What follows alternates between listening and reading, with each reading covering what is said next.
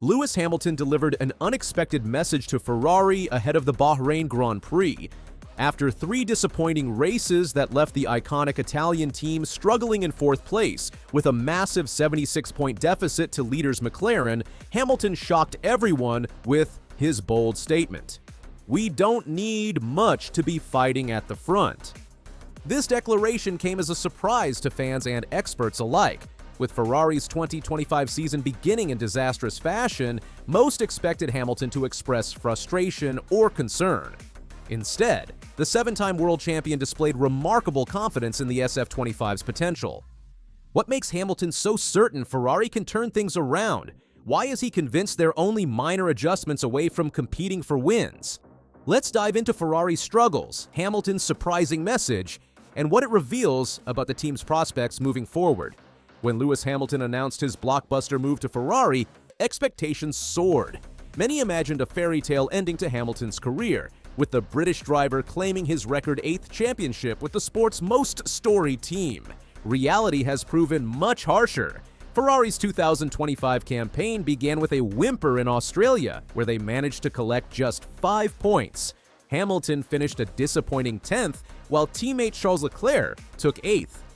China brought a momentary bright spot with Hamilton's brilliant sprint race victory, contributing to a 12-point haul for the weekend. However, this triumph was quickly overshadowed when both Ferrari drivers suffered disqualification from the main Grand Prix, Hamilton for excessive plank wear and Leclerc for his car being underweight. Unfortunately, that form did not carry on in the Grand Prix in Shanghai, and to further rub salt into their wounds, both Hamilton and Charles Leclerc suffered disqualifications, reported one F1 journalist covering the race. The Japanese Grand Prix offered slight improvement, with Leclerc finishing 4th and Hamilton 7th, but the team remained well off the front-running pace. 3 races in, Ferrari finds themselves 4th in the Constructors' Championship, already 76 points behind McLaren. Performance analysis reveals an average 3/10 gap to the leaders, a significant deficit in Formula One terms. Fred Vasseur, Ferrari's team principal, acknowledged they are 2 to 3 tenths behind pole position and perhaps 2-3 tenths behind in the race. Such a poor start has left many wondering, has Ferrari built a fundamentally flawed car? Is the SF25 destined to disappoint? This context makes Hamilton's confident message all the more surprising.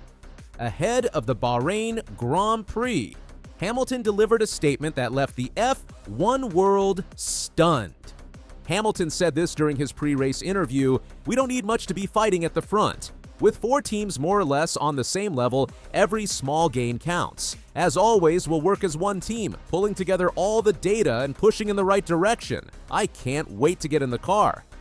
This optimistic assessment stands in stark contrast to Ferrari's results thus far. How can a team that's struggling to secure podium finishes be just minor adjustments away from fighting for wins? Hamilton elaborated on his view. With 2025 being the last year of the current regulations, the gap among the teams seems to have reduced significantly, and every small gain will count. He revealed that Ferrari would be introducing their first upgrade package of the season, focusing on a new floor design. Hamilton added, "We got an upgrade this weekend, so I'm excited. We're going to hopefully have a bit more downforce. I'm not really feeling a huge amount of issues, What's particularly notable in Hamilton's message is his emphasis on team unity and collaborative problem solving. Despite being new to Ferrari, he's already adopting the mindset of a team leader, focusing on collective effort rather than individual performance. Hamilton continued, I'm not really feeling a huge amount of issues, we lack overall performance at the moment, pace-wise, which we hopefully will take a step this weekend." Such confidence from a driver of Hamilton's experience shouldn't be dismissed lightly. But what technical issues lie behind Ferrari's struggles, and can they truly be fixed with minor adjustments?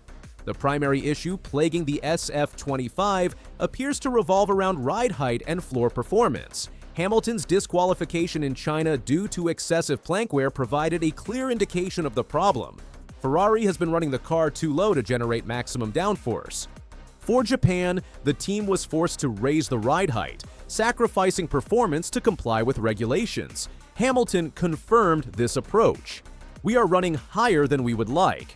I don't know if everyone is in the same boat in that respect, but particularly obviously after the last race, we're a bit higher than we want to be. The problem is more complex than simply lowering the car. Ferrari needs to find a balance between high and low speed performance, a challenge complicated by the SF25's softer suspension approach. Technical analysis suggests the car performs well in slow corners thanks to good mechanical grip from its more compliant rear suspension. However, this creates two significant compromises.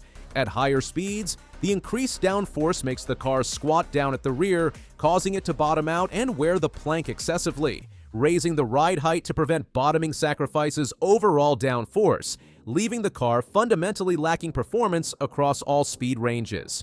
Team principal Fred Vasseur explained the dilemma. "We all want to run the car lower. We have all more downforce in this situation, and for everybody it's much better. But there is a limit. The limit is bottoming, and the limit is the regulation. What Ferrari needs is a solution that allows them to maintain low-speed performance while preventing excessive bottoming at high speeds. This is precisely what the new floor upgrade aims to address." The team's challenge is further complicated by different driver preferences. Hamilton is known to prefer a low, stiff car setup for maximum performance, while Leclerc has been exploring alternative approaches. This divergence in setup direction could explain some of Hamilton's comments about an element of the car underperforming on his side of the garage.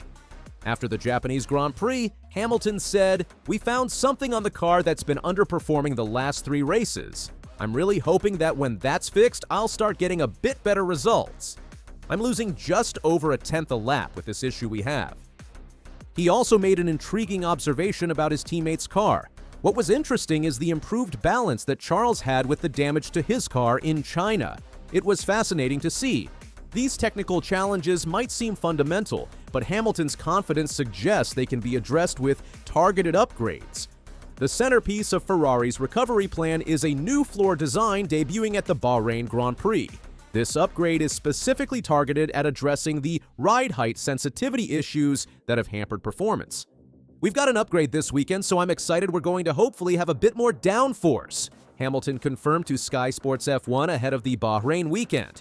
According to reports from the race, Ferrari will also introduce a new rear brake duct and a small new wing on the rear pillar to complement the floor. These components working in concert should help the team better manage the car's aerodynamic balance and ride height control. Hamilton expressed confidence that these changes would address the specific issues he's been experiencing. "We've got new floors this weekend, so it should be gone," he stated when questioned about the performance disparity he'd mentioned after Japan. His enthusiasm about the upgrade package was evident. He said, "The team has worked really hard. As teams do, they work incredibly hard to be able to bring upgrades. So to have that here at the track we tested at, more knowledge about the car and how to extract more from it, I feel really positive going into the weekend." While Hamilton downplayed the extent of the car's problems, he did acknowledge specific areas needing improvement.